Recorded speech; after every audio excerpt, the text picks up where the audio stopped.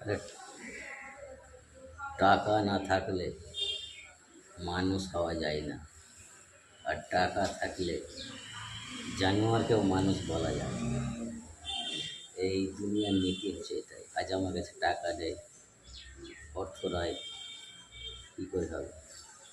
কেউ আমার বন্ধু বান্ধব সব কেউ পাশে নেই, এই তো একাই ভিডিও করছি। টাকা থাকলে 5টা বন্ধু থাকতো, ভিডিও করতাম, ভাইরাল হতাম। গরিব হওয়া কঠিন, গরিবের জ্বালা কেউ বুঝবে না। এতে ভিডিও করছি সেন্টারে, যে বাড়ি থেকে এসে পাশে সেন্টারে ভিডিও করছি।